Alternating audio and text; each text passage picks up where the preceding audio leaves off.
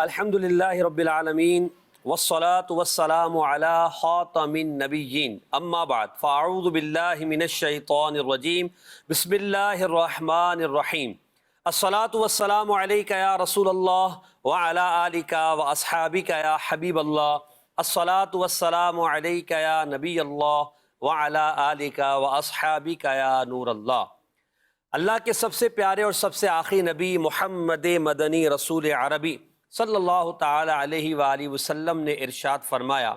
جو میری محبت اور میری طرف شوق کی وجہ سے ہر دن اور ہر رات میں مجھ پہ تین بار درود پاک پڑھے تو اللہ پاک پر حق ہے کہ وہ اس کے اس دن اور اس رات کے گناہ معاف فرما دے۔ صلو علی الحبیب صلی اللہ علی محمد صلی اللہ تعالی علیہ وآلہ وسلم۔ احمد رضا کا تازہ گلستان ہے آج بھی، خورشید علم ان کا درخشاں ہے آج بھی، سب ان سے جلنے والوں کے گل ہو گئے چراغ، احمد رضا کی شمع فروزہ ہے آج بھی، خدمت قرآن پاک کی وہ لاجواب کی،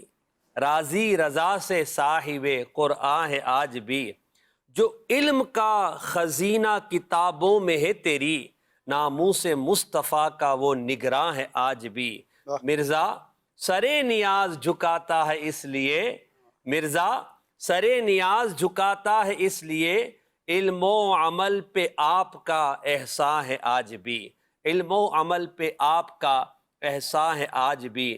مدنی چینل کے ناظرین، آج ہم گفتگو کریں گے اس شخصیت پر کہ جن کو اعلیٰ حضرت کہا جاتا ہے، امام اہل سنت کہا جاتا ہے، امام عشق و محبت کہا جاتا ہے، امام علم و فن کہا جاتا ہے، امام علم و حکمت کہا جاتا ہے، جنہیں امیر المؤمنین فی الحدیث کہا جاتا ہے۔ اگر یہ کہا جائے تو انہیں امام العلماء کہا جاتا ہے، جو فقہاء کے بھی امام ہیں، یعنی میری مراد امام احمد رضا خان محدث بریلوی رحمۃ اللہ تعالی علیہ، کیونکہ 25 صفر سیدنا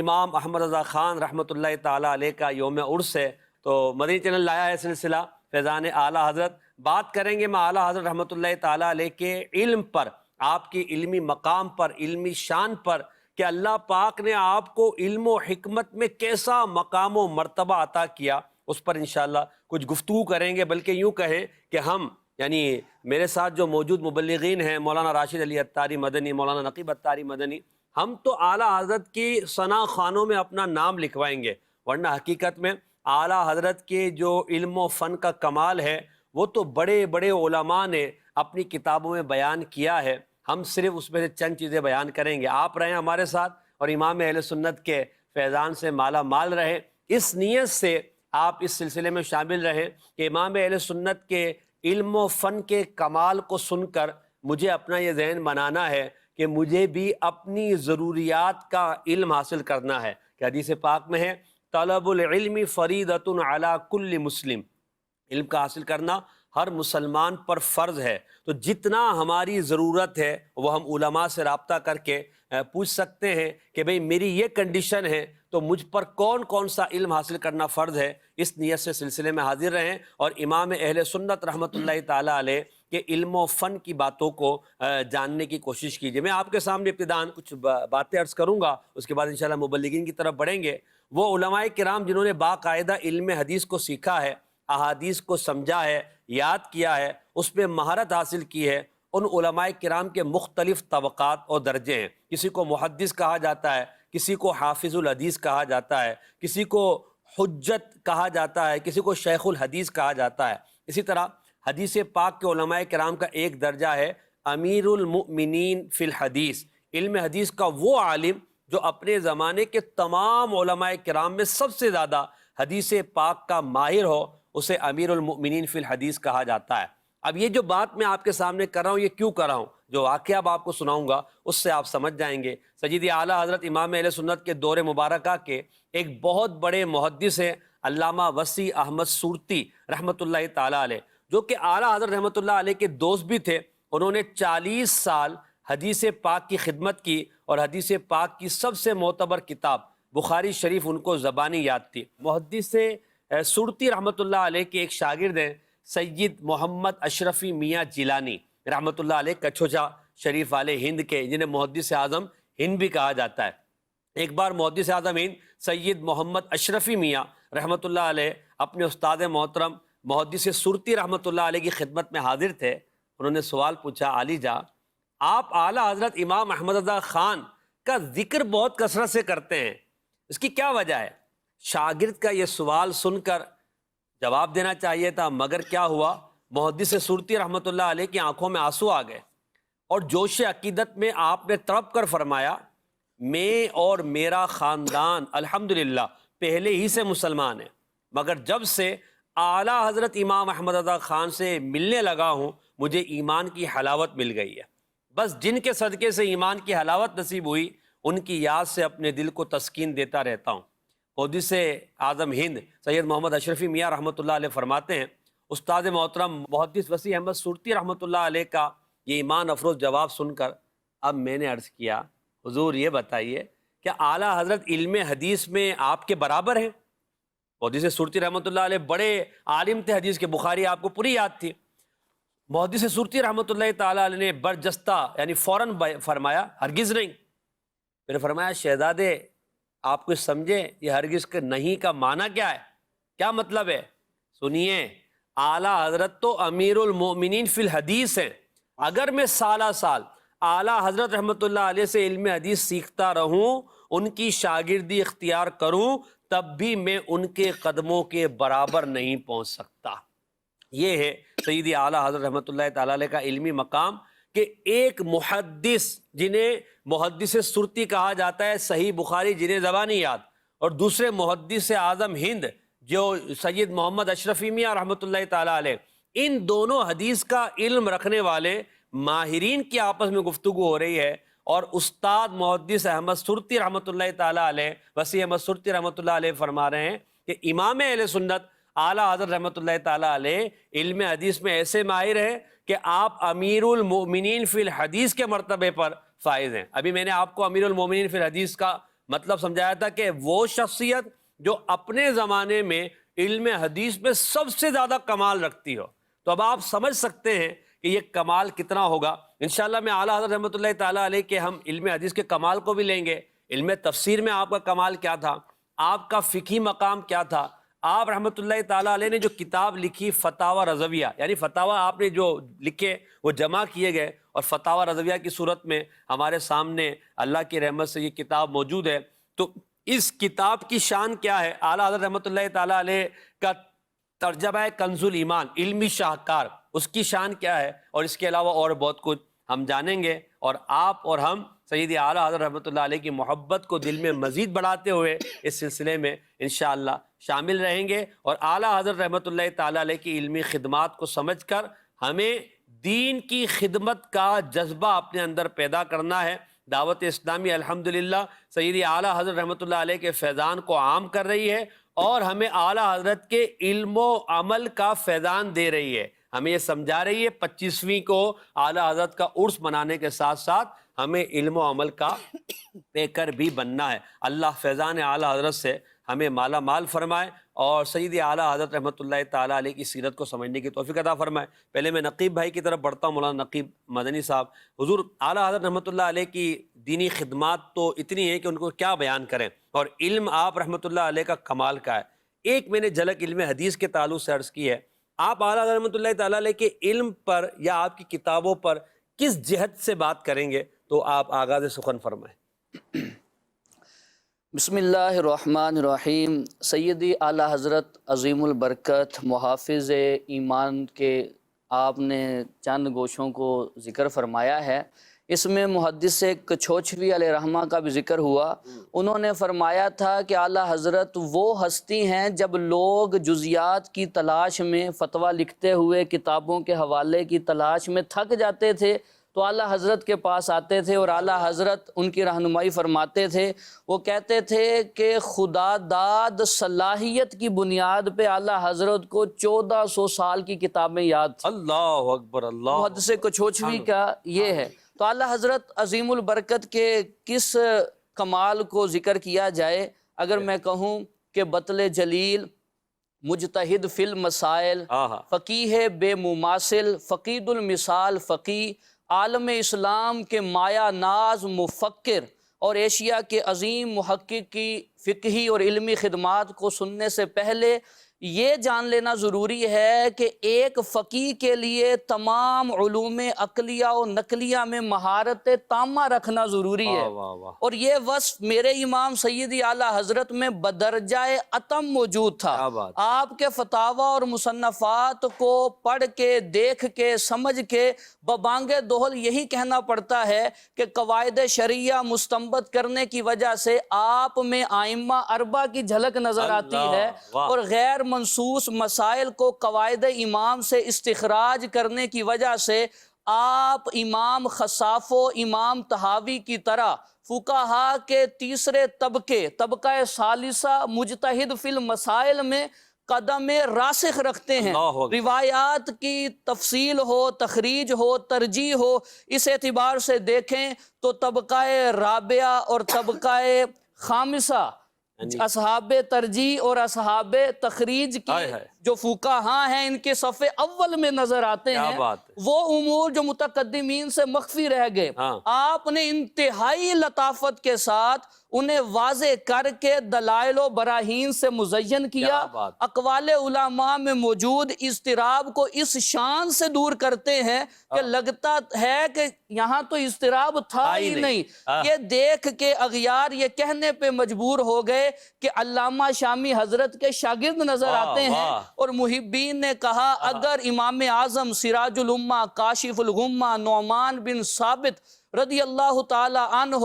اعلیٰ حضرت کی تحقیقات کو دیکھ لیتے تو ان کی آنکھیں ٹھنڈی ہوتی اور اپنے خاص شاگردوں میں شامل فرماتے۔ اعلیٰ حضرت نے بہت سے پیچیدہ مسائل پہ قلم اٹھایا ہے کہ علماء بر صغیر تو علماء بر صغیر ہیں، مفتیان حرمین چاہے مالکی ہوں یا شافعی، حنبلی ہوں یا احناف، وہ انگشت بدنداں ہیں کہ اس سوال کا کیا جواب ہو سکتا ہے۔ وہ سوال جب اعلیٰ حضرت کی بارگاہ میں آتا ہے وہ سوال ہے نوٹ کا مسئلہ۔ یہ جو نوٹ نیا آیا ہے، کرنسی نوٹ، کہ اس کی حیثیت رسید کی سی ہے یا درہم و دینار کی طرح ہے، تو اعلیٰ حضرت نے اس کے اوپر ایک مستقل رسالہ کفل الفقیہ الفاہم فی احکام قرطاس الدراہم لکھا، اور فتح القدیر کی یہ عبارت آپ نے مستدل بنائی، لو باع کاغذۃ بألف یجوز ولا یکرہ، کہ اگر ایک کاغذ کے ٹکڑے کو 1000 درہم کے بدلے بھی بیچا جائے تو بلا کراہت جائز ہے۔ وقت کے عظیم مفتی، میری مراد مفتی نقی علی خان صاحب ہیں، وہ کتاب اٹھاتے ہیں، کتاب کا نام ہے مسلم الثبوت، اٹھا کے اعتراض ذہن میں آتا ہے لکھ دیتے ہیں، جواب کیا بنے گا بعد میں آنے والے بندہ خدا کے سپرد کرتے ہیں۔ اعلیٰ حضرت دوران درس، دوران طالب علمی وہ کتاب اٹھاتے ہیں، اعتراض لکھا ہوا دیکھتے ہیں، اس شان سے جواب دیتے ہیں کہ مفتی نقی علی خان صاحب وہ اعتراض کا جواب پڑھ کے کہتے ہیں احمد رضا تم ہم سے پڑھتے نہیں ہو بلکہ ہمیں پڑھاتے ہو۔ اگر 13 صدیوں کے علماء نے مل کے کسی مسئلے پہ 25 دلائل جمع کیے، اکیلے میرے رضا نے 75 اور ملا کے 100 کا عدد مکمل کر دیا۔ مثال کے طور پہ تیمم کے مسئلے کو دیکھیں، اعلیٰ حضرت سے سوال ہوا کہ کس جنس زمین سے، کس طرح کی مٹی سے تیمم ہو سکتا ہے، کن چیزوں سے تیمم ہو سکتا ہے، تو اعلیٰ حضرت نے جواب میں 311 اقسام ارض کو ذکر فرمایا ہے۔ 181 وہ جن سے تیمم ہو سکتا ہے، فرمایا ان میں سے 74 پچھلی کتابوں میں مذکور تھی اور 107 میری اپنی تحقیق ہے، اور 130 وہ احکام ارض ذکر فرمائی کہ جن سے تیمم نہیں ہو سکتا، فرمایا 58 کتب سابقہ میں مذکور تھیں، اور 72 میری اپنی تحقیق ہے۔ آپ کدھر دور نہ جائیں، صرف اعلیٰ حضرت کی 1000 کتابوں میں سے فتاوی رضویہ کو دیکھیں کہ 500 علماء مل کے فتاوی عالمگیری کی 6 جلدیں لکھتے ہیں۔ اکیلے امام احمد رضا خان علیہ رحمت الرحمن کے فتاوی جات کو جب جمع کیا جاتا ہے، اس میں بھی آپ کے افتاء کے پہلے 10 سال کے فتاوی موجود نہیں ہیں۔ جب جمع کیا جاتا ہے تو وہ منظر عام پہ جو ہمارے سامنے 30 جلدیں فتاوا رضویہ کی آتی ہیں، پھر مرحرہ سے آواز آتی ہے، مینارے قصر رضا تو بلند کافی ہے، تم اس کے ایک ہی زینے پہ چڑھ کے دکھا دو، فتاوا رضویہ تو ایک کرامت ہے، ذرا ہدایت بخشش ہی پڑھ کے دکھا دو۔ سیدی امیر اہل سنت کاتب حب رضا فی قلوبنا، تصویر و مظہر اظہار او ذکر اللہ۔ امیر اہل سنت نے یوں آپ نے ترجمانی کی کہ علم کا دریا ہوا ہے موج زن تحریر میں،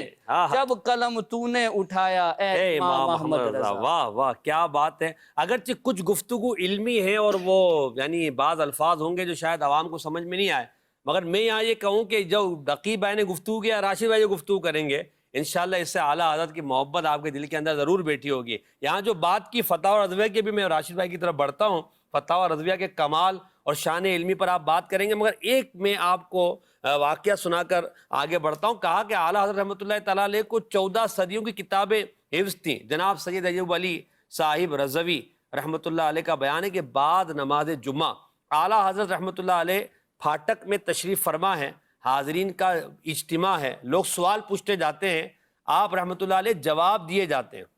اس وقت جناب سید محمود جان قادری برکاتی عرض کرتے ہیں، حضور میں دیکھتا ہوں کہ ہر مسئلے کا جواب آپ کی نوک زبان پر ہے، یعنی یہاں سوال آتا ہے آپ یہاں جواب دیتے ہیں، یہاں کوئی سوال کرتا ہے یہاں آپ جواب دے دیتے ہیں۔ کبھی کسی مسئلے کے بارے میں آپ یہ نہیں فرماتے کہ کتاب دیکھ کر جواب دوں گا۔ اب یہ بات جب کہی تو سید اعلیٰ حضرت رحمۃ اللہ علیہ کسی قدر آپ دیدہ ہوئے اور ارشاد فرمایا، سید صاحب قبر میں مجھ سے اگر ہر مسئلے کی نسبت سوال ہوگا کہ اس میں تیرا کیا عقیدہ ہے تو وہاں کتابیں کہاں سے لاؤں گا؟ یعنی یہ کتابیں تو میرے سینے کے اندر ہیں، لوگ پوچھتے ہیں اور میں اس کا جواب دیتا ہوں۔ لوگ کمپیوٹر کے محتاج ہیں، آج کے دور میں اے آئی آ گئی ہے، لوگ اس کے محتاج ہو گئے ہیں۔ بھئی جھٹ جواب چاہیے تو بندہ جو ہے وہ جھٹ پٹ جاتا ہے، اے آئی پہ لکھتا ہے یا کمپیوٹر پہ لکھتا ہے، سرچنگ کرتا ہے، مختلف ایپ کو ڈاؤن لوڈ کرتے ہیں، لوگ اس کی طرف جاتے ہیں۔ اگرچہ وہ اوتھینٹک ہو نہ ہو الگ میٹر ہے، مگر جو جلد جواب چاہنے کی جتنے ذرائع ہیں وہ ہمارے سامنے ہیں۔ اس وقت تو یہ کچھ بھی نہیں تھا۔ اعلیٰ حضرت رحمۃ اللہ تعالیٰ علیہ کو اللہ نے کمال حافظہ دیا تھا کہ آپ سے سوال ہوتا اور آپ جواب دیتے، اور وہ جواب اللہ کی رحمت سے درست ہوتا، کیونکہ ان کو نبی کریم علیہ السلام کی حمایت حاصل تھی۔ اب فتاوی رضویہ راشد بھائی جو اعلیٰ حضرت رحمۃ اللہ علیہ کی پوری زندگی کا نچوڑ ہے، جب سے آپ نے فتویٰ لکھنا شروع کیا، 13 سال کی آپ کی کم و بیش 14 سال کی عمر تھی، تو 10 سال کے شروع کے فتاویٰ وہ جمع نہ ہو سکے، باقی جو آپ کی مبارک عمر کے فتاویٰ ہے، تو اس فتاوی رضویہ کے تعلق سے آپ کچھ فرمائیں۔ سبحان اللہ، امام علیہ سنت اعلیٰ حضرت کی شخصیت ہمہ جہت ہے، اور آپ کے حوالے سے ویسے تو کہا جاتا ہے، بعض علماء کہتے ہیں کہ 50 علوم پر مہارت تھی، بعض 90 کہتے ہیں، بعض 100 کہتے ہیں، بعض 150 کہتے ہیں۔ میں یہ کہا کرتا ہوں کہ امام علیہ سنت کو ان گنت علوم پر مہارت حاصل بے شمار جی، کیونکہ جس طرح دور آگے بڑھ رہا ہے، ریسرچ آگے بڑھ رہی ہے، تو وہ علوم مزید آگے اس کو ڈیفائن کیا جا رہا ہے، مزید وہ شکیں کھل رہی ہیں۔ تو اس طرح اب کسی عدد کو فکس کرنا یہ سمجھ نہیں آتا، بلکہ نت نئے علوم و فنون جن کا اب تعارف ہو رہا ہے، ان کے حوالے سے تحقیقات امام اہل سنت کی ہمیں ایک صدی پہلے نظر آتی ہیں، یا یوں کہہ لیں کہ ایک مفتی، ایک مجتہد، ایک مفسر اور ایک محدث کو قرآن و حدیث کے مسائل حل کرنے میں جن علوم کی حاجت ہوتی ہے، جو علوم اور جو فنون ریکوائرڈ ہوتے ہیں، امام اہل سنت بدرجہ اتم ان پر مہارت رکھتے ہیں۔ بے شک۔ میں اپنی گفتگو کی ابتدا میں کچھ منظوم اشعار پڑھنا چاہوں گا جس میں امام علیہ سنت کی عظمت و شان کا، علمیت کا بھی بیان ہے کیسی شان اور شوکت امام احمد رضا خاں کی، ہے کیسی شان اور شوکت امام احمد رضا خاں کی، ہوئی ہر جا پہ ہے شہرت امام احمد رضا خاں کی، امام اہل سنت خاص عبد مصطفیٰ ٹھہرے۔ امام علیہ سنت خاص عبد مصطفیٰ، وہ امام علیہ سنت کا شعر ہے نا کہ خوف نہ رکھ رضا ذرا، تو ہے عبد مصطفیٰ، تیرے لیے امان ہے، تیرے لیے امان ہے۔ تو امام اہل سنت خاص عبد مصطفیٰ ٹھہرے، نبی سے ہے بڑی قربت امام احمد رضا خاں کی۔ امام علیہ سنت نے یہ پیغام دیا، یہ فکر رضا ہے کہ انہیں جانا، انہیں مانا، نہ رکھا غیر سے کام، للہ الحمد میں دنیا سے مسلمان گیا۔ تو انہیں جانو، انہیں مانو، دل و جاں ان پہ ہی وارو، سکھاتی ہے یہی سیرت امام احمد رضا خان کی، اور آپ کے علم کے حوالے سے گفتگو ہے۔ کلام اعلی حضرت نے کیا ظاہر حقائق کو، بے شک ہمیں کام آئی ہے محنت امام احمد رضا خان کی۔ کتب ساری محقق ہیں، فتاوا سب مدلل ہیں، سخن میں خوب ہے ندرت امام احمد رضا خان کی۔ کیا ہے کنز لیما ترجمہ قرآن کا عمدہ، بڑی اعلیٰ ہے یہ خدمت امام احمد رضا خان کی۔ عقائد کا تحفظ ہو، عقائد کا تحفظ ہو، عقائد کا تحفظ یا کہ باطل کا تعاقب ہو، رہے گی ہر جگہ حاجت امام احمد رضا خان کی۔ اور امام احمد رضا کا فیض اور ان کے حوالے سے ہمیں یہ معلومات، اور امام اہل سنت سے جو ہماری عقیدت ہے کہ ہم نظریے کے اعتبار سے بھی، محبت کے اعتبار سے بھی، طریقت کے اعتبار سے بھی، اور عقیدے کے اعتبار سے بھی جو رضوی ہیں الحمدللہ، تو امام اہل سنت کے دامن سے ہمیں جوڑنے والے، ہمیں رضوی بنانے والی جو شخصیت ہیں ان کا ذکر ہے کہ یہ سب امیر اہل سنت کا فیضان اتاریوں کو نصیب ہوا اور عاشقان رسول کو نصیب ہوا کہ آج فکر رضا کی دھوم دھام ہے۔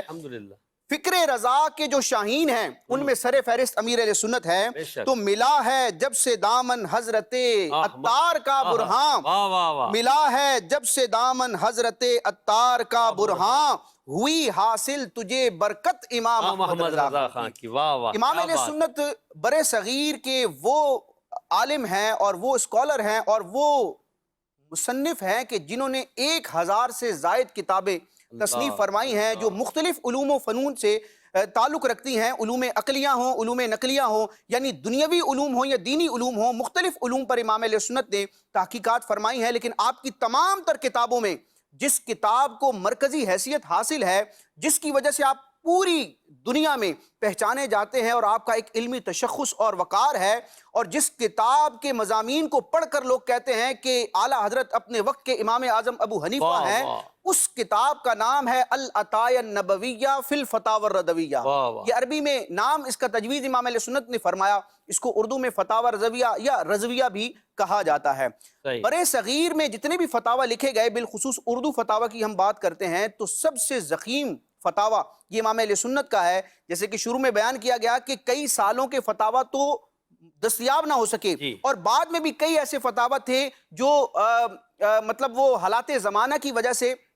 منتشر ہو گئے، اور کئی ایسے سائلین ہوتے تھے جو لے جاتے تھے تحریر امام اہل سنت کی کتابیں رسائل لے جاتے تھے لیکن واپس نہیں لاتے تھے۔ تو بہت سارا اثاثہ ضائع ہونے کے باوجود آج ہم دیکھتے ہیں کہ 30 جلدوں پر مشتمل یہ فقہ حنفی کا عظیم انسائکلوپیڈیا ہے، جس فتاوی رضویہ کے کل صفحات 22,000 ہیں۔ 22,000 صفحات، 22,000 صفحات پر امام اہل سنت نے تحقیقات فرمائی، اور اس میں اگر سوال و جواب کی تعداد دیکھی جائے کہ کتنے سوال کیے گئے اور ان کے جوابات دیے گئے، تو ایک اندازے کے مطابق 6,847 سوال و جواب پر مشتمل یہ فتاوی رضویہ فقہ حنفی کا عظیم انسائکلوپیڈیا ہے۔ اس کتاب میں ویسے تو سوال جواب بھی ہیں، لیکن کئی ایسے سوال تھے جن کی اہمیت کے پیش نظر امام اہل سنت نے پورے رسائل باقاعدہ عنوان کے ساتھ، نام کے ساتھ مرتب فرمائے۔ تو ان کی تعداد دیکھی جائے تو 206 رسائل، 200 سے زیادہ رسائل اس فتاوی رضویہ شریف میں موجود ہیں۔ اور محسن بھائی، یہ فتاوی رسمی فتاوی کی طرح نہیں ہے کہ سوال آیا تو اس کے جواب میں کہہ دیا کہ جائز ہے، ناجائز ہے، حلال ہے، حرام ہے، ایک دو احادیث پیش کر دی، ایک دو جزیات پیش کر دی اور فتویٰ مکمل ہو گیا۔ نہیں، بلکہ امام اہل سنت کے پاس جو سوال آتا تو آپ اس مسئلے میں اس موقف پر تحقیق کے دریا بہا دیتے، اور جو ایک علم کی معراج ہوتی ہے، قلم کی معراج ہوتی ہے، وہ امام اہل سنت کی تحریرات میں نظر آتی ہے کہ آپ جس مسئلے پر قلم اٹھاتے ہیں، قلم توڑ دیتے ہیں، اس مسئلے کو علم نشرح فرما دیتے ہیں۔ یعنی فتاوی رضویہ شریف میں کسی موضوع پر، کسی مسئلے پر صرف مختلف کتب سے عبارات کو جمع نہیں کر دیا گیا، کمپائل نہیں کیا گیا، کیونکہ اس طرح اگر کیا جائے، ویسے تو ہر لکھنے والا لکھاری جو ہے وہ اس طرح کئی جلدوں پر کتابیں لکھ سکتا ہے کہ بھئی اس کا زمانہ اب تو جی، مطلب 1 کلک پر آپ کریں گے، سرچنگ کریں گے تو آپ کو ایک ہی حدیث جو ہے وہ سینکڑوں کتابوں میں مل جائے گی، ان کو کاپی پیسٹ کریں گے، آپ کی کتاب تیار ہو جائے گی۔ دیگر کتابوں کی طرح یہاں صرف جمع مواد نہیں ہے، بلکہ تحقیق کا امام اہل سنت نے حق ادا فرمایا، اور وہ مسائل کہ جن کو بظاہر فقہائے کرام نے تحریر نہیں کیا تھا، لیکن وہ کسی نہ کسی اصول اور قاعدے آیت اور حدیث کے ضمن میں آتے تھے، امام اہل سنت نے اپنی اجتہادی صلاحیتوں کا استعمال کرتے ہوئے ان کو ریویل فرمایا۔ ایسے درجنوں مسائل ہیں، بیسیوں مسائل ہیں کہ پچھلی ماضی کی کتب میں وہ ہمیں مسائل نہیں ملتے، اصول مل جائیں گے، قاعدہ مل جائے گا، لیکن اس صراحت کے ساتھ وہ جزیہ وہ امام اہل سنت مرتب فرماتے ہیں، صرف مسائل کو حل نہیں فرماتے بلکہ آپ کے کئی ایسے رسائل ہیں، رضویہ شریف میں درجنوں ایسے مقامات ہیں جن کو باقاعدہ نومینیٹ کر کے دکھایا بھی جا سکتا ہے کہ جہاں امام اہل سنت نے فقہی مسائل کے حوالے سے قوانین مرتب فرمائے ہیں۔ یعنی مجتہد کی ایک شان یہ بھی ہوتی ہے کہ وہ ایک قاعدہ بنا کے دے دیتا ہے، ایک فارمولہ بنا کے دیتا ہے کہ اس فارمولے کے ذریعے بیسیوں ہزاروں مسائل حل کیے جائیں۔ تو فتاوی رضویہ شریف میں بلا مبالغہ درجنوں بیسیوں قواعد ایسے ہیں کہ اس انداز میں، اس ورڈنگ کے ساتھ ہمیں تاریخ کی کسی کتاب میں 14 صدیوں میں نظر نہیں آتے۔ اب وہ اصول ایسے ہیں کہ ان کو اگر پیش نظر رکھا جائے تو دور حاضر کے مفتیان کرام دور حاضر میں نو پید مسائل کو حل کرنے میں بڑی مہارت کا اظہار کر سکتے ہیں۔ پھر امام اہل سنت کے پاس جب سوال آتا تو ایسے نہیں ہے کہ بس ظاہری سوال تھا اور ظاہری الفاظ کو دیکھ کے جواب دے دیا۔ امام اہل سنت اس سوال کی، اس مسئلے کی ڈیپتھ میں جاتے ہیں اور دیکھتے ہیں کہ عقلی اعتبار سے اس مسئلے کی کتنی صورتیں ہو سکتی ہیں۔ ایک صورت تو وہ ہے جو پوچھنے والا ظاہر کر رہا ہے، لیکن اس کے کئی اور پہلو ہو سکتے ہیں جس کی طرف سائل کی، پوچھنے والے کی بھی توجہ نہیں ہے، کیونکہ احکام میں بڑا فرق آتا ہے، ہر پہلو کو پیش نظر رکھنا پڑتا ہے۔ تو امام اہل سنت ہر جہت سے سوال کو چیک کر کے اس کا جواب عطا فرماتے ہیں۔ آپ سے طلاق کے متعلق ایک مسئلہ پوچھا گیا، بظاہر سوال کرنے والے نے سمجھا کہ بڑا آسان سوال ہوگا اور فوراً جواب آ جائے گا۔ امام اہل سنت نے جب سوال پڑھا، استفتاء پڑھا، آپ نے فرمایا جو سوال کیا گیا ہے، جو طلاق کی صورت بیان کی گئی ہے، تو اس صورت کے ضمن میں تقریباً 58 جہتیں بنتی ہیں، 58 یعنی 2 کم 60 صورتیں بنتی ہیں، اور ہر صورت کا حکم جدا ہے، کہیں طلاق ہوگی کہیں طلاق نہیں ہوگی۔ تو اب سائل کی مراد کون سی ہے؟ 58 میں سے کون سی شک ہے جس کے بارے میں یہ پوچھنا چاہتا ہے؟ پھر امام اہل سنت نے یہ نہیں کہا کہ سوال میں اجمال ہے، ذرا وضاحت کیجئے، یہ انداز بھی ہوتا ہے۔ امام اہل سنت نے فرمایا کہ سوال کرنے والے نے سوال کر دیا، سائل آ گیا در امام احمد رضا پر، اب وہ خالی نہیں جائے گا، اب یہاں سے امام اہل سنت نبی کریم علیہ السلام کے فیضان کو تقسیم فرمائیں گے۔ امام اہل سنت نے اس سوال کا تفصیلی جواب دیا اور ایسے قواعد بیان کیے جن قواعد کے ذریعے ان 58 صورتوں کا حکم متفرع ہو سکتا ہے، واضح ہو سکتا ہے، لیکن پھر وہ قواعد سمجھنا بڑا مشکل ہو۔ پھر آگے 4 مزید اصول امام اہل سنت نے وہ بیان کر دیے کہ جب سوال کرنے والا ان 4 اصولوں کو، 4 جملوں کو پڑھے گا تو وہ اپنی مطلوبہ موجودہ صورت کا مسئلہ جو ہے وہ اخذ کر لے گا۔ پھر امام اہل سنت کا فتاوی دیگر اردو فتاوی جات کی طرح نہیں ہے۔ آپ دیکھیں جو فتاوی ہوتے ہیں، شرعی مسائل کے جواب پر مشتمل جو کتابیں ہوتی ہیں، ان کی ایک انڈیکس ہوتی ہے، ایک اسپیسیفک فہرست ہوتی ہے کہ طہارت سے لے کر وہ وراثت تک احکام ہوتے ہیں، جیسے ہدایہ ہے یا قدوری شریف ہے، فقہ کی کتابوں میں ایک مروجہ اور رسمی مضامین ہوتے ہیں، فہرست ہوتی ہیں، مضامین ہوتے ہیں۔ فتاوی رضویہ کی انڈیکس آپ دیکھیں، یعنی 30 جلدوں کی الگ سے بھی انڈیکس ملتی ہے اور ہر جلد میں بھی موجود ہے۔ صرف فتاوی رضویہ کی فہرست اور اشاریے کو دیکھ لیا جائے تو پتہ چلتا ہے کہ امام احمد رضا نے صرف فقہی مسائل ہی کو حل نہیں کیا، یہ فتاوی رضویہ شریف بیک وقت فقہ حنفی کا بھی انسائکلوپیڈیا ہے، عقائد اسلامیہ کا بھی انسائکلوپیڈیا ہے، ضروریات مذہب اہل سنت اور معمولات اہل سنت کی تشریحات کے حوالے سے بھی انسائکلوپیڈیا ہے، رد بد مذہباں یعنی اسلام کا نام لے کر، اسلام کا لبادہ اوڑھ کر جو اسلام پر اور سنیت پر حملہ کرنے والے افراد اور ان کے عقائد و نظریات ہیں، ان کے رد کے حوالے سے امام اہل سنت کے درجنوں فتاوی ہیں، 20 آپ کے رسائل ہیں۔ تو فتاوی رضویہ بیک وقت رد بد مذہباں کے حوالے سے بھی انسائکلوپیڈیا ہے۔ پھر صرف یہ دینی علوم ہی نہیں بلکہ آپ دیکھیں تو سائنسی علوم پر امام اہل سنت نے اس فتاوی رضویہ شریف میں ایسی تحقیقات فرمائی ہیں۔ فتاوی رضویہ شریف کی 27ویں جلد آپ دیکھیں تو بندہ اش کرتا ہے کہ یہ مفتی ہے، اس کا بظاہر تعلق دارالفتہ سے ہے، لیکن یہ مسائل کیسے حل کر رہا ہے کہ وقت کے بڑے بڑے سائنسدانوں کو چیلنج کر رہا ہے، اور صرف کہنے کی حد تک نہیں بلکہ شرعی دلائل کے ساتھ ساتھ سائنٹیفک دلائل دے کر مسائل کو ثابت کر رہا ہے۔ پھر سیاست، امور ریاست کے جو مسائل ہیں کہ ایک مملکت کو چلانے کے لیے ایک سیاسی قائد جو ہوتا ہے، رہنما ہوتا ہے، اس کو کیا حکمت عملی اختیار کرنی ہے، قرآن و سنت کا فیض لیتے ہوئے امور ریاست کو کیسے چلانا ہے، امام اہل سنت اس پر بھی پوری کتابیں تحریر کرتے ہیں۔ فتاوی رضویہ شریف کی 14ویں جلد آپ دیکھیں تو اس میں امور ریاست کے حوالے سے، سیاست کے حوالے سے امام اہل سنت نے لاجواب کلام فرمایا۔ پھر صحابہ کرام کا دفاع ہو، اہل بیت اطہار کا دفاع ہو، ائمہ اہل بیت کا دفاع ہو، ائمہ اربعہ کا دفاع ہو، فقہی مسائل ہوں، اور وہ مسائل جن میں امام اعظم پر یا آپ کے شاگردوں پر معاذ اللہ لوگوں نے اعتراضات کیے، بہتان لگائے، الزامات لگائے، ان کا دفاع کرنے میں امام اہل سنت نے اپنا مثالی کردار ادا کیا۔ الغرض میں یہی کہوں گا فتاوی رضویہ شریف کے حوالے سے اور امام اہل سنت کی شخصیت کے حوالے سے کہ اہل سنن کو تم نے ہر جا کیا منظم، اہل سنن کو تم نے ہر جا کیا منظم، علم و ادب کے شہروں میں تم ہوئے معظم، برہاں فدا ہو تم پر اے علم کے مجسم، ملک سخن کی شاہی تم کو رضا مسلم، جس سمت آ گئے ہو سکے بٹھا دیے ہیں۔ کیا بات ہے، سبحان اللہ۔ یہ اعلیٰ حضرت رحمۃ اللہ تعالیٰ علیہ کے ایک کتاب فتح و رضیہ پہ ہمارے راشد بھائی نے بات کی، ہمارے نقیب بھائی نے اعلیٰ حضرت کی جو علمی شان ہے اس پر کچھ گفتگو کی، مزید نقیب بھائی کی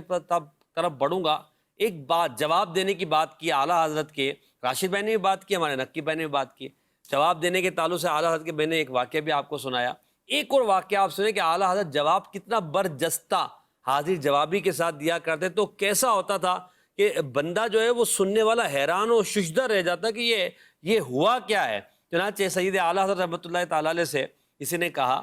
کہ انگریز کہتے ہیں داڑھی رکھنا فطرت کے خلاف ہے،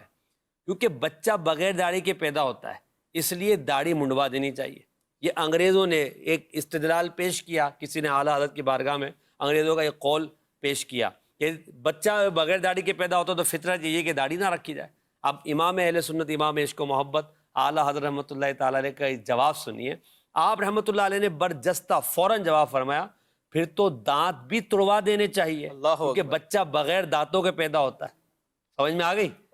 کسی پر اس پر کسی نے اسی مجلس میں اٹھ کر کہا، واہ حضرت کیا دندان نے شکن جواب دیا ہے، بات بھی دانت توڑنے کی تھی اور جواب بھی ایسا دیا کہ واقعی ان کے دانت ٹوٹ ہی گئے، دانت کھٹے کر دیا اعلیٰ حضرت رحمۃ اللہ علیہ نے، ایسا جواب دیا ہے۔ یہ اعلیٰ حضرت رحمۃ اللہ تعالیٰ علیہ کی کمال عقل تھی،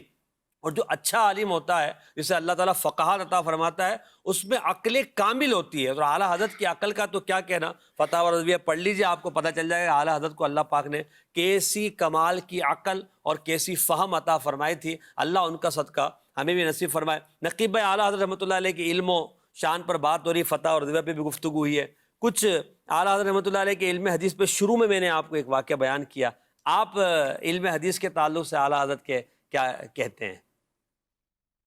اعلیٰ حضرت عظیم البرکت رحمۃ اللہ علیہ کے علم حدیث پہ بہت سی باتیں ذکر کی جا سکتی ہیں کہ اعلیٰ حضرت وہ عظیم ہستی ہیں کہ آپ سے سوال ہوتا ہے، صرف جیسے ابھی ذکر بھی کیا گیا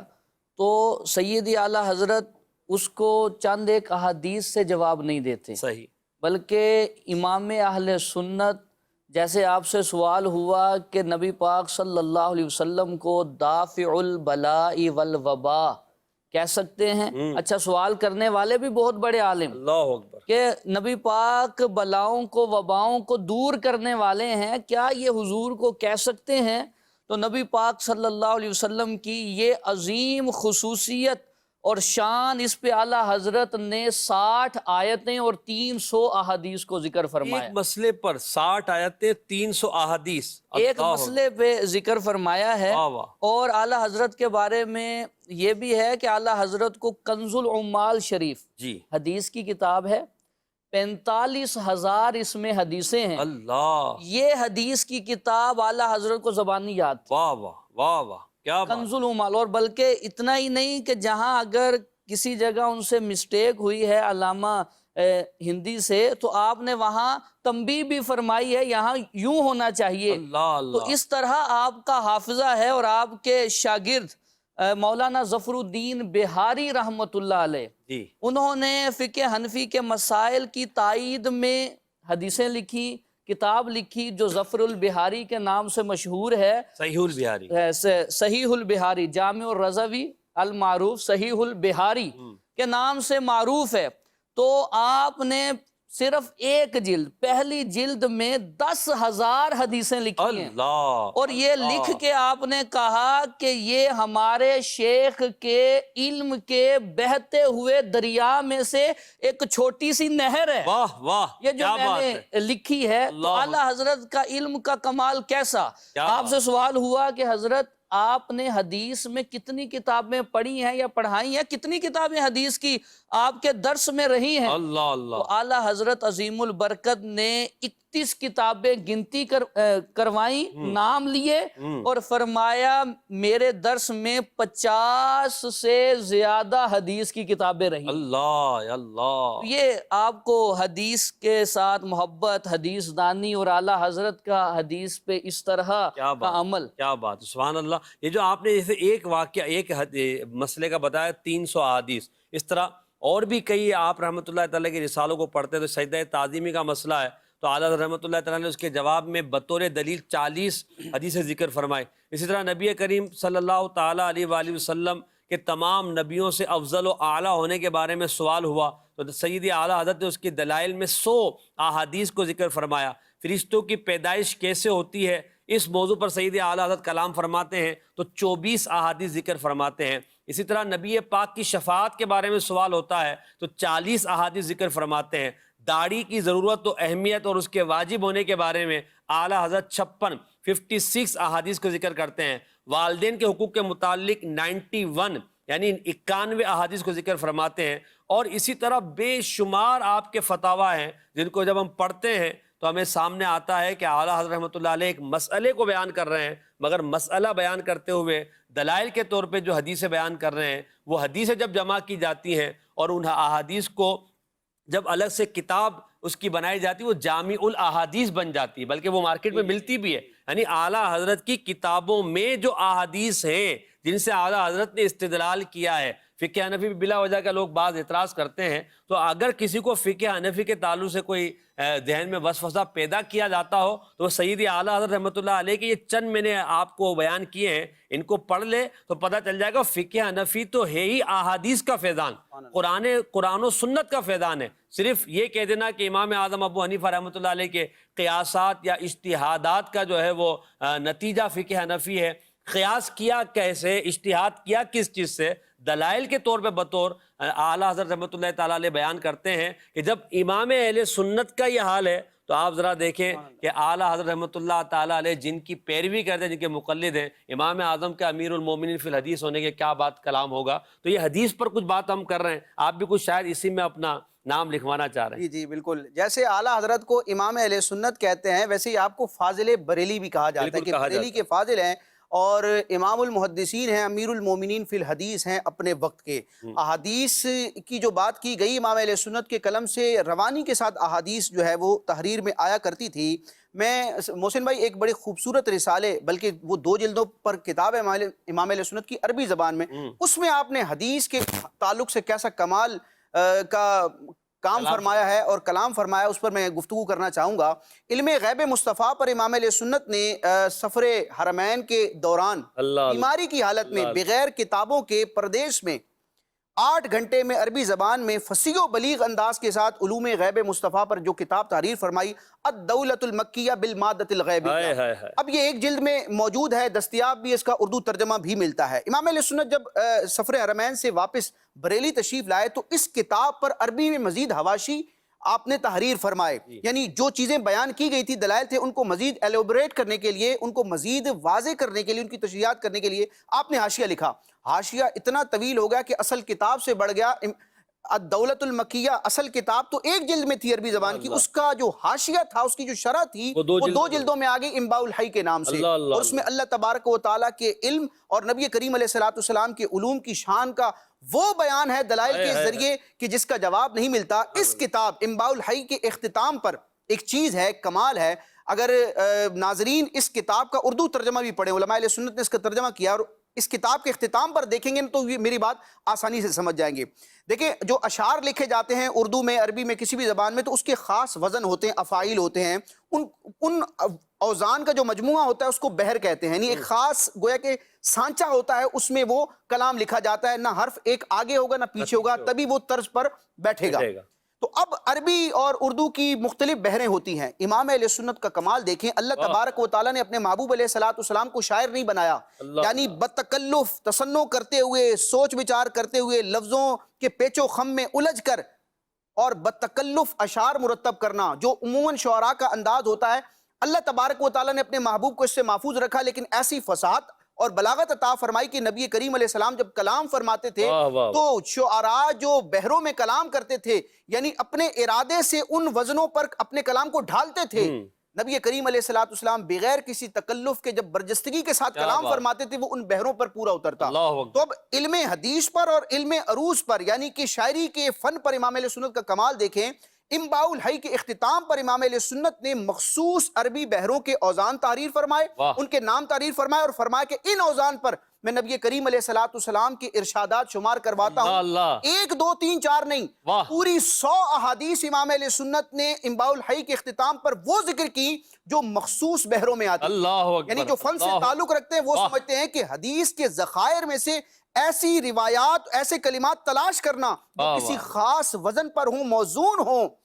یہ کتنا عرق ریزی والا کام ہے. اور یہ وہی کام کر سکتا ہے جو اپنے وقت کا محدث اعظم. پھر امام اہل سنت کا یہ معاملہ نہیں ہے کہ بھائی آپ نے کسی ایک موضوع پر احادیث کو ویسے ہی جمع کر دیا, یعنی آپ کہیں کہ بھائی شفاعت کے موضوع پر حدیث جمع کرنی ہے تو اب مختلف حدیث کی سیاستہ دیگر کتابیں جہاں باب شفاعت ہوگا ساری حدیث کو یکجا کر دیا جائے, کتاب تیار ہو جانی. اس میں کون سا کمال ہے؟ امام اہل سنت کے فتاوی جات, رسائل اور کتب میں صرف یہاں پر بھی احادیث کو کمپائل نہیں کیا, صرف جمع نہیں کیا, بلکہ امام اہل سنت نے اس پر محدثانہ کلام فرمایا. اولاً آپ دیکھیں امام اہل سنت ایک حدیث لے کے آئیں گے, اولاً یہ بتائیں گے کہ یہ حدیث امام بخاری نے فلاں صحابی سے روایت کی, یہی حدیث امام مسلم نے فلاں دوسرے صحابی سے روایت کی. ان 2 احادیث میں, اب یہ تو 2 مثال کے طور پر میں نے کہا, 20 کتابوں کے امام اہل سنت ریفرنسز پیش کرتے ہیں, حوالہ جات پیش کرتے ہیں. امام اہل سنت بتاتے ہیں کہ فلاں محدث نے یہ حدیث روایت کی اور فلاں صحابی سے روایت کی, اور یہ ایک ہی موضوع پر جو روایت ہے اس میں فلاں روایت میں اتنے الفاظ ہیں,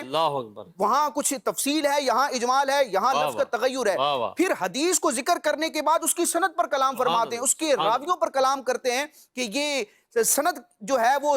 صحت کے درجے پر ہے, یہ حسن ہے, یہ ضعیف ہے, اگر اس کے راویوں پر جرح ہوئی ہے تو اس جرح کی حیثیت کیا ہے, اس کو آپ متعین فرماتے ہیں. اور پھر حدیث کو ذکر کرنے کے بعد امام اہل سنت کا اگلا کمال یہ ہے کہ اس حدیث کے الفاظ میں حدیث سے عبارت النص, اشارت النص, اقتضاء النص اور دلالت النص شرعی مسائل کو ثابت کرنے کے 4 بنیادی طریقے ہوتے ہیں جو ایک مفتی اور ایک فقیہ جانتا ہے. تو امام اہل سنت کی کتابیں اس بات پر شاہد ہیں کہ احادیث رسول اور قرآن کی آیات سے امام اہل سنت جب شرعی احکامات کو, عقائد اسلامیہ کو, بلکہ سائنسی مسائل کو بھی جب ثابت کرتے ہیں تو عبارت النص, دلالت النص, اشارت النص, اقتضاء النص, یعنی مسائل کو نکالنے کے, استنباط کرنے کے جو مروجہ طریقے فقہاء کرام کے درمیان رائج ہیں, امام اہل سنت سب کا استعمال کر کے احادیث سے مسائل کو نکالتے ہیں. جس سمت آ گئے ہیں سکے بٹھا دیں. یعنی فتاوی رضویہ اور امام اہل سنت کی تمام کتابوں سے اگر ان مقامات کو الگ کیا جائے کہ جہاں حدیث ذکر کر کے امام اہل سنت کسی مسئلے کو بیان کرتے ہیں,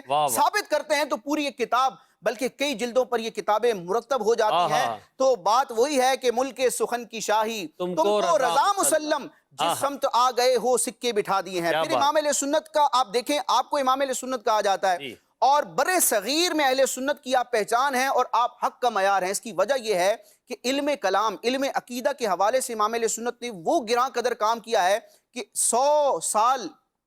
107 سال ہو گئے, یعنی 1 صدی سے اوپر کا عرصہ گزر چکا ہے, لیکن آج تک ایسا متکلم, ایسا علم عقیدہ کا ماہر برے صغیر میں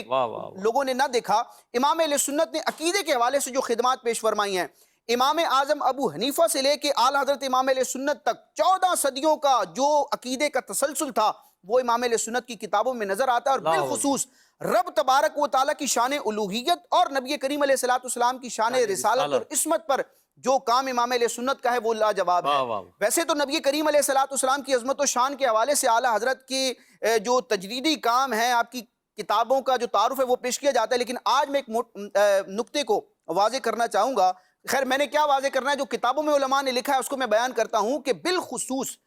عقیدہ توحید اور وہ تمام اسلامی عقائد جن کا تعلق رب تبارک و تعالیٰ کی ذات و صفات سے تھا, ان کا جو بیان نکھرا ہوا دلائل کے ساتھ امام اہل سنت نے فرمایا ہے اس کی مثال ہمیں نہیں سبحان ملتی۔ اللہ۔ کسی نے یہ معاذ اللہ عقیدہ گھڑنے کی کوشش کی، اور ماضی بعید میں بھی آپ دیکھیں اس طرح کی فکر کے لوگ موجود تھے کہ جو معاذ اللہ ثم معاذ اللہ قرآن مجید کی چند آیات سے غلط استدلال کر کے یہ مسئلہ بیان کرتے ہیں کہ رب تبارک و تعالیٰ کا معاذ اللہ جسم ہے، رب مجسم ہے۔ حالانکہ رب تبارک و تعالیٰ جسم سے، جسمانیت سے، زمان سے، مکان سے، مخلوق کے تمام عوارضات سے پاک ہے، منزہ ہے۔ اللہ تبارک و تعالیٰ کا جسم نہیں ہے۔ اب یہ جب مسئلہ امام اہل سنت کے پاس آیا، کسی نے سوال کیا، تو امام اہل سنت نے رب تبارک و تعالیٰ کی شان الوہیت اور رب تبارک و تعالیٰ کی ذات سے جسم کی اور جسمانیت کی نفی کے لیے جب کتاب تحریر فرمائی تو پورا رسالہ مرتب ہوا قوائر القہار علی المجسمۃ الفجار۔ اور محسن بھائی اس میں شرعی دلائل کے ساتھ ساتھ عقلی دلائل بھی موجود ہیں، اور اللہ تعالیٰ کی ذات و صفات سے متعلق اور بالخصوص رب تبارک و تعالیٰ کی